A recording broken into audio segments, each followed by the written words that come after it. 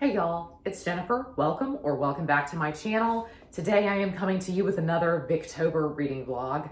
I technically started Victober early this year, and so I've already done one weekly reading vlog for Victober. So this is the actual start of Victober.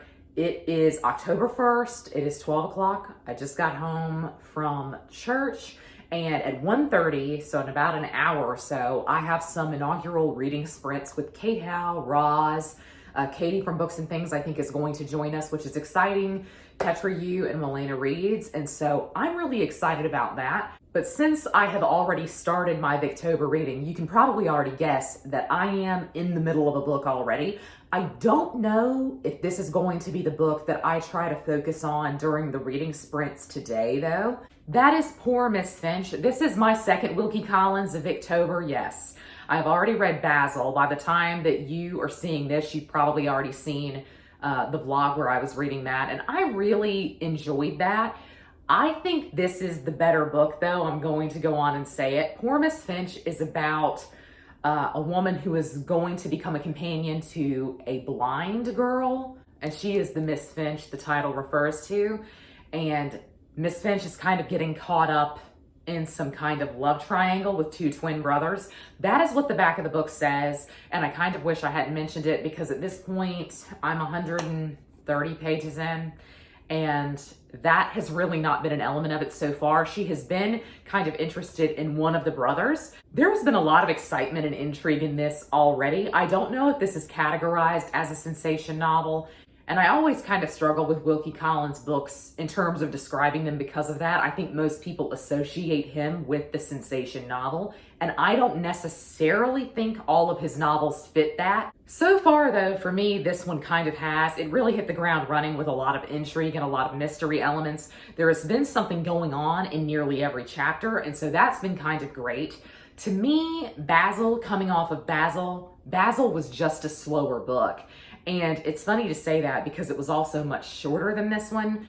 I think I actually really prefer a longer book from Wilkie Collins.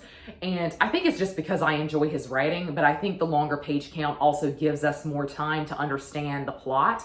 This has been super interesting so far. And what is so funny is that Miss Finch is easily the most unlikable character in the narrative to me. I feel like this is really strange, but it is genuinely a plot point just how racist Miss Finch is. I mean, so far it has actually been a genuine plot point just how racist this woman is.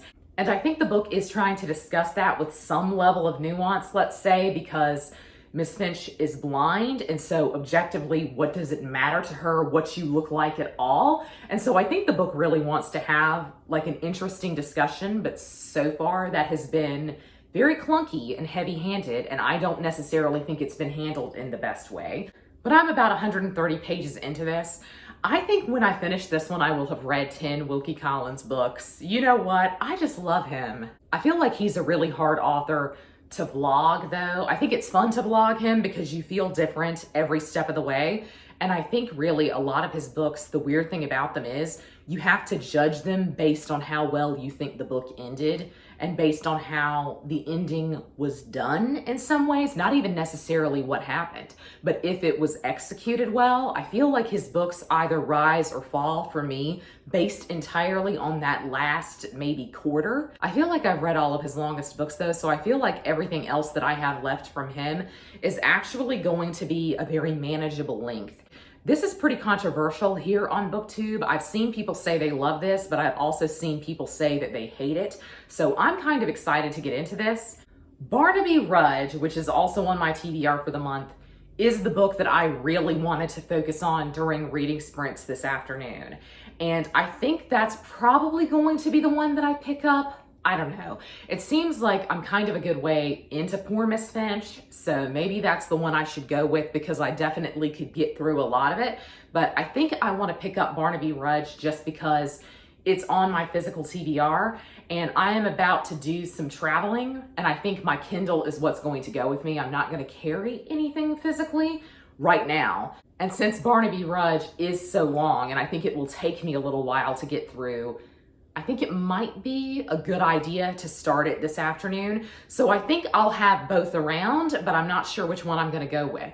So this is going to be, I think, a fairly hectic week. We have had a lot going on family-wise, and so I actually don't know what the week ahead holds. I think it's going to be a busy work week, and then it's also going to be a busy week after work. So I'm actually not sure what the week is going to look like in terms of reading. I often try to fit in reading where I can, but I haven't been very good about that lately. So we'll just play this by ear. I think these reading sprints may be all that I get done in the first couple of days of the week, but on Friday on my channel, Friday night, we are also having some Victober reading sprints. But Christy Lewis and I will be doing those together, so I'll check in with her. I think that was really fun last year, and I think people really enjoy doing the reading sprints. I think they make me feel very productive. Even if I don't finish anything, I feel like at least I got a good headway in. And so that, I think, is going to be a kind of full week in terms of reading sprints, but hopefully it means that I can get through some things. I don't think I'm doing any more reading sprints until the very end of the month to kind of finish off the month. And I think Christy and I will be doing those on her channel. So that'll be a great opportunity to try to finish things up. But I feel like right now on day one, I want to tackle the thing that is intimidating me the most. And that frankly is Barnaby Rudge. I think there are longer books on my TBR that I have on Kindle, but they don't really intimidate me the same way. I feel like Dickens and I have an interesting relationship where I have loved a lot of his works, and I have also been very lukewarm on some of his stuff. So this is one that I'm kind of curious about. I'm going to kind of get my feet wet with this, but I think I'm going to enjoy it. So I will check in with you later, probably after the reading sprints, just to check in about how I did. And I'm just really excited. This is my favorite readathon of the year. And I'm really excited tonight to kind of watch all of the videos that people have posted just because it's October 1st. This is really, I think, my favorite day of the readathon, that people really want to post a video early. And so I'm always excited to see how people are kicking off the month and what they're talking about, what they're currently reading. So I'm really excited. I just love Victober. Okay, here we go, update time.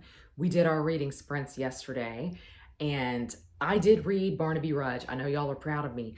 I got maybe 35 pages done, and I honestly don't even know what I read. I felt like I was constantly going back and rereading. There's been a lot going on off of booktube, so I know that my mind is not nearly as focused as it should be, but I am going to commit to it because I do this every single year. I start a Dickens book and then I don't follow through with it, and y'all are so nice. Y'all, like me, will just DNF a book when it's not working for you, and the thing is that I know Barnaby Rudge is going to work for me, so I just need to give it time to get up off the ground. But I, last night, after reading sprints and after meal prepping for the week and stuff like that, I just said, it's gotta be poor Miss Finch. Like, I just have got to figure out what's going on there.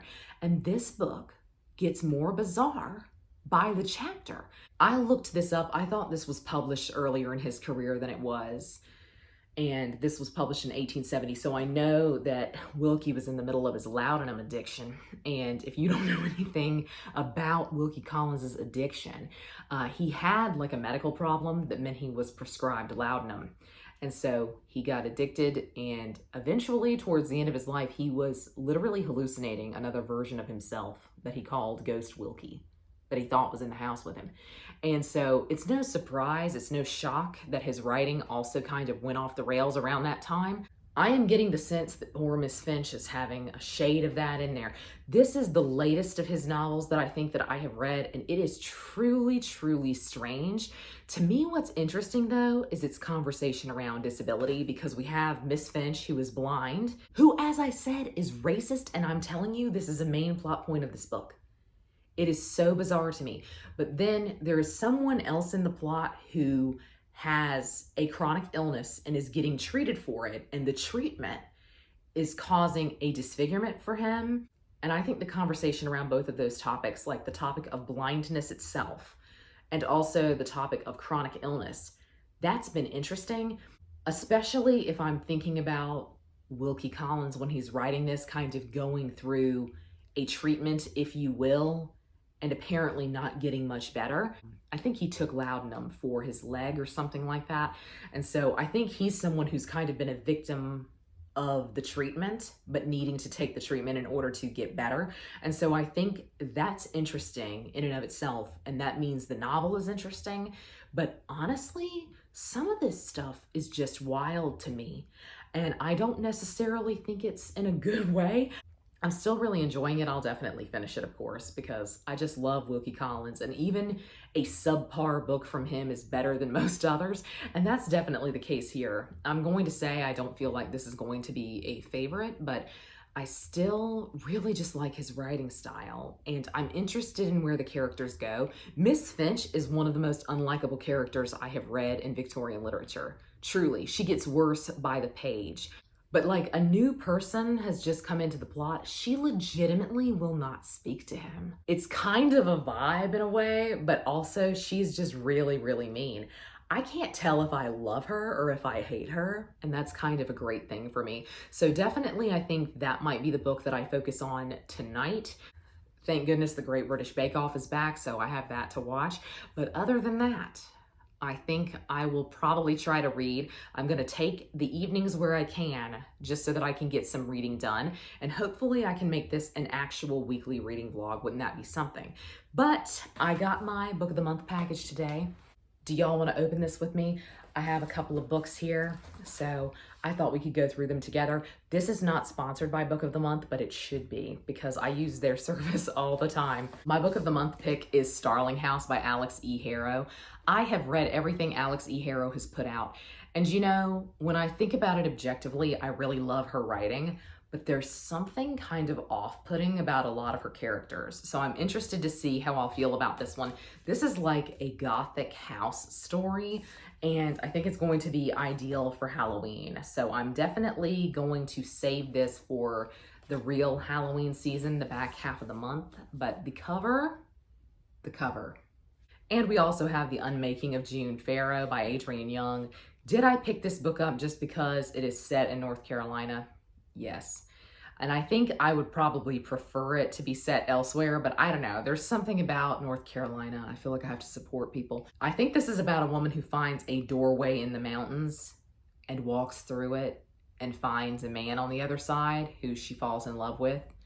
That's kind of an aesthetic. That's kind of a vibe. I'm really, really into that. So I'm gonna definitely give this one a shot, hopefully very soon.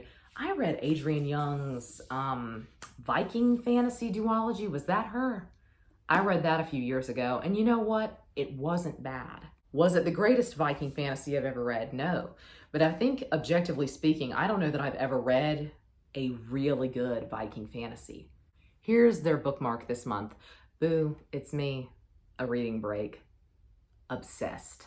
I actually don't remember when I last updated you, but it must have been around the halfway mark for Poor Miss Finch, because I actually have now finished it. It is Thursday evening, and we started the vlog, I think, on Sunday, so I feel pretty good. I feel like we're actually keeping this as a weekly reading vlog, but I have had more time to read this week than what I expected, which has been really nice. This week I just basically said I'm going to commit to reading, which I think was a really great thing.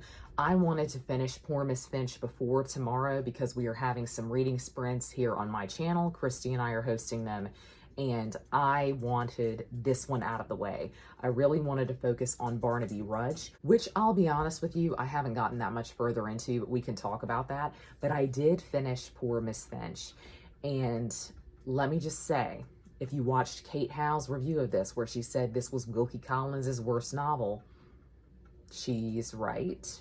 This was not that great. I mean, the sad thing is I was still really enjoying it and having just a ball, having a great time. Objectively, the book is hanging on by a thread. It is literally a plot composed around one kind of misunderstanding, let's say, or one lie. There are multiple opportunities throughout this story for this to be dealt with or for this to be explained to all of the participants, and it goes on for far longer than what you might think. As with every Wilkie Collins book, I feel like I can only judge it once I have gotten to the end, once I have read the ending. And if I'm being honest, he stuck the landing here. The ending was absolutely stellar. So This is one that has kind of gone up for me since finishing it. I feel like the ending has made me look back more positively on the rest of the book, because I think a lot of the issues that I had with the characters and with the plot were a little bit resolved by how the book wrapped up. Sometimes you're reading a Victorian novel or just a classic in general, for example, and you're wondering if the bigotry or the sexism that you're reading is just a byproduct of the time, or if that is something that the author is trying to put in there. I often feel like Wilkie Collins is trying to put it in there. I don't know if it's just because I love him and I want to give him the benefit of the doubt, but I have never felt like he was an overtly misogynistic writer, because I really do feel like his women are more interesting. And I think he generally writes really submissive men who are willing to take orders from women, and men who are just so in love with the women they don't really care how they treat them. And I kind of think that's refreshing for A, the Victorian period, but B, just in general when I'm reading romance. This book had a side plot of some really interesting romance to me, frankly. And I was honestly comparing this to every modern romance book that I have read this year. And honestly, except in a couple of cases, I would say this outpaces every modern romance that I have read. This and Basil, which I just read, I felt like featured romance in a really interesting way, because it was mostly from the male perspective. And it was very much how it can tear you up inside, nerves. And I thought that was really fun and fresh. And I guess I respond more to that. That's more attractive to me than a man who is always put together. Because I feel like in modern romance, it's always like, oh yeah, I'm a big tough man and I'm gonna tell you what to do. No, you're not, honey. No, you are not. Wilkie Collins' men kind of sometimes need to be led, like they really do need someone to instruct them on how to live life. And that can be frustrating in a different way. One of the characters here was almost too submissive for my liking. He literally could not make a decision on his own. He had to have someone else make decisions in his life. But that's still something I respond more to, and that I'm more into, I guess, that I think is more attractive than somebody who is really, really aggressive or confident all the time. But one of the quotes in here blew my mind. I thought I left my bookmark in it. I feel like this can be read out of context and you're not going to lose anything. He says, "You're not talking to him now. You were talking to a man who has had some experience of women. I know how you all hold to your opinions because they are your opinions, without asking yourselves whether they are right or wrong. There are men who could understand me and pity me. No woman can do it. The best and cleverest among you don't know what love is as a man feels it. It isn't the frenzy with you that it is with us. It acknowledges restraints in a woman. It bursts through everything in a man. It robs him of his intelligence, his honor, his self-respect. It levels him with the brutes. It debases him into idiocy. It lashes him into madness. I tell you, I am not accountable for my own actions. The kindest thing you could do for me would be to shut me up in a madhouse." And then he says, "Do you really mean to say you saw nothing to set you thinking on the day when I first met her? You were there in the room. Didn't you see that she struck me dumb? Did you notice nothing suspicious at a later time? When I was suffering martyrdom, if I only looked at her, was there nothing to be seen in me which told its own tale?" I mean, that's romance. I'm sorry, I am obsessed with his men. Objectively, the two men here, not great. They really are not. One of them is not going to make a decision. The other is going to make a stupid decision. And so really, what are you left with? It's not great on all sides, but the female love interest, also just a character, just a piece of work, because like I said, she has a lot of prejudices, and that is legitimately one of the main plot points of this book. I think the reason this book would rank at the bottom for me in terms of his other novels is just the characters. I think you hate nearly every character here except the character who is telling the story. This is very typical Wilkie Collins. Someone else is telling you the plot, who is kind of not directly involved in it, but observing it. This novel would have been infinitely more interesting told from any of the three other points of view that you're interested in. So there's a bit of a love triangle at play here. I think this novel would have been infinitely more interesting told from one of their perspectives, because I think it would have allowed you space in their head, but there also would have been a mystery to you as the reader and to them as characters. This is interesting because definitely Some of the characters are left in the dark and they're trying to figure out what is going on. But you, the reader, and some of the other characters know exactly what's happening. And so I think that's kind of disappointing a little bit, just because you know inevitably how this book will play out. Does that mean it's not a fun ride? Absolutely not. This book was really fun. I thought it was funny. I really was laughing out loud occasionally. Wilkie Collins is hilarious to me. And so I still really liked this. To me, the thing about it is the concepts were discussed in such a way that I honestly am left questioning a lot about Wilkie Collins's mindset when he was writing this. But I think by the end, a lot of the issues that I had with how these things were discussed went away, because I think the ending actually meant that a lot of the characters learned a lesson or learned more about themselves and accepted facets of themselves, which I kind of thought was really nice and was really wonderful given the rest of the plot. So I don't know. I don't know if I would necessarily rank this at the bottom, because this doesn't feel forgettable to me. I have read novels of his that have kind of automatically left my mind, so I don't know that this one is going to do that. This left me feeling both negatively and positively, so I'll just wait to see how my feelings settle on this by the end of the month. But my gosh, I really enjoyed it.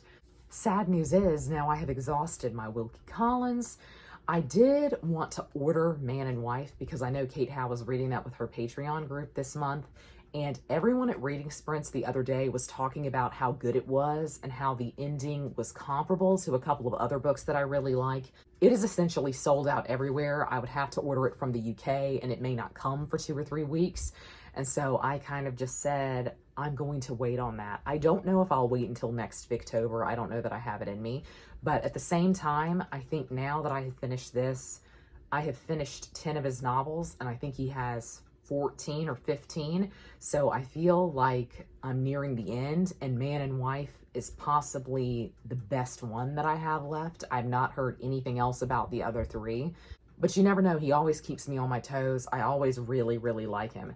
Now, Barnaby Rudge, this is going to be my main focus for the rest of the week, and definitely I think next week. I feel like I want to really commit to this, but I feel like since I finished one book, I can kind of start another, but I'll probably start it on my Kindle. Barnaby Rudge is Charles Dickens's other historical fiction novel than A Tale of Two Cities, and I'm really enjoying it so far. I mean, it really hit the ground running.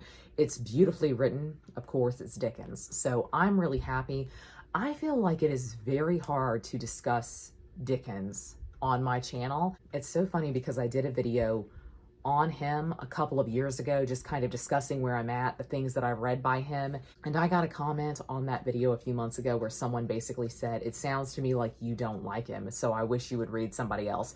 And I know it was just like a run-of-the-mill hate comment or troll comment, but honestly, that has gotten under my skin because I started evaluating how I have rated every other Charles Dickens book, and I've really honestly only given, I think, 2 of his books 5 stars.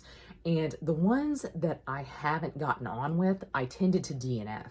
So I feel like it's hard to discuss him on my channel because I actually don't know where I'm going to settle with him in the long run. But it's also, I think in general, hard to judge him on the whole when he wrote so many different genres. This is historical fiction, for instance. I feel like Bleak House is a little bit more of a mystery. The Mystery of Edwin Drood is more of a mystery. I feel like Great Expectations is in its own way a Gothic novel. So he definitely experimented with genre. And I think that's why it's hard, because I feel like there's probably a book by him that would appeal to everyone, but it's just down to whether or not you enjoy his writing style. And for me, I do, and I think that's why I continually try to read him. And that's no exception here. I think this is just absolutely beautifully written. I mean, listen at this. He was past the prime of life, but Father Time is not always a hard parent, and though he tarries for none of his children, often lays his hand lightly upon those who have used him well, making them old women and men inexorably enough, but leaving their hearts and spirits young and in full vigor. With such people, the gray head is but the impression of the old fellow's hand in giving them his blessing, and every wrinkle but a notch in the quiet calendar of a well-spent life. I mean, that's Charles Dickens, isn't it? That's kind of iconically Dickens. So the only thing I would say about this is that I think I am possibly not going to have time to finish it in the month. So I'm kind of nervous about that. That's really why I want to focus on this in reading sprints tomorrow. And at the end of the month, I'll probably also be reading this during the reading sprints because I'm going to be traveling just a little bit and I don't think I'm going to carry a physical book with me. And given how long this is, I just don't think I'm going to get it finished. But we'll see. I don't know. I'm going to sit down and read a little bit of this tonight before I go to bed, but it's already rather late, so maybe not. I'm trying to stay up because NCT 127 has a new album that's dropping at midnight, I think. And I feel like once that album drops, I'm just going to be an in-citizen first and a booktuber second. So I kind of do need to try to get in a little bit of reading before that completely takes over my life for the next 24 hours, possibly longer than that. So I will update you tomorrow. We'll see where I get before the reading sprints, and hopefully the reading sprints will really get me far. Good morning. I am going to wrap up the weekly reading vlog here because it is Saturday and I feel like I'm going to start a new reading vlog for next week. And I feel like I achieved a lot. So last night we had our reading sprints, and since I had finished Poor Miss Finch, I was able to focus entirely on Barnaby Rudge. I am now almost 200 or so pages into this, and I want to say I'm having a lot of mixed emotions. And some of them are negative, some of them are positive. To me, of course, this is beautifully written. I have been annotating this. I think it is just absolutely gorgeous. The imagery, the descriptions, the quotes, it's just really stunning in my opinion. But I'll be honest, the historical setting has left me scratching my head a little bit because about 200 pages in, I feel like we have done nothing with that, nothing interesting at least. And so I'm kind of wondering, what's the point of setting this during the Catholic Gordon riots at all? And I also feel like almost 200 pages in, that we are still getting characters introduced to us that are apparently going to be very important. And I am now at the point where I'm having trouble keeping them straight, or at the very least determining what's actually going to be important versus what's going to be kind of extraneous. I'll say I would have thought that by this point, I would have had far more positive feelings towards this, that I would have been more engaged, more excited to see what was coming next.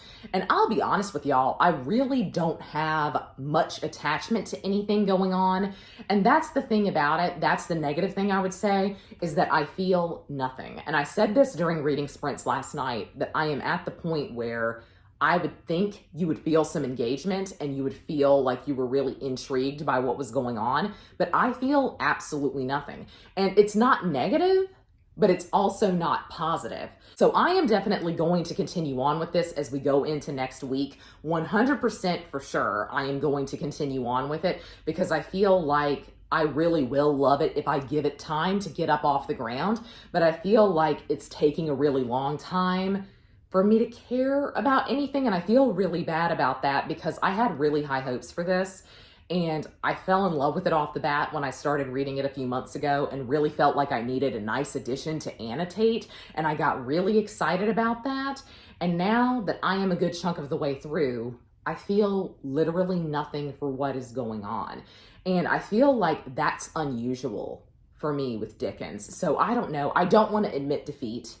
And I also don't really know if I were to put this down for the time being. I'm not really sure where I'm interested in going next. So I feel like I'm kind of open going into next week. I'll definitely carry on with this one, but I feel like now's the time to pick up something on my Kindle, and probably something a little bit pacier than this. I don't know. This has been very action heavy. There's been a lot of plot going on, but honestly, because you don't have an attachment to the characters, you don't really care about these big plot moments that are happening because you're not really invested in their dynamics yet. So to me, I feel like that's strange to be saying so far into the book, but I feel like we still don't have the full cast of characters introduced yet. I will definitely keep you updated, but I think I am going to wrap up the vlog here. I feel like the first couple of weeks of Victober have been pretty big successes because I've already finished 2 Wilkie Collins books. And in fact, I've actually finished 3 books so far, which is really great. And I am a significant way into another one. So I'm interested to look at my TBR and kind of decide what's really going to jump out at me this week. But that is going to be all for me today. I hope you're all having a great week. Happy reading. Happy Victober. Goodbye.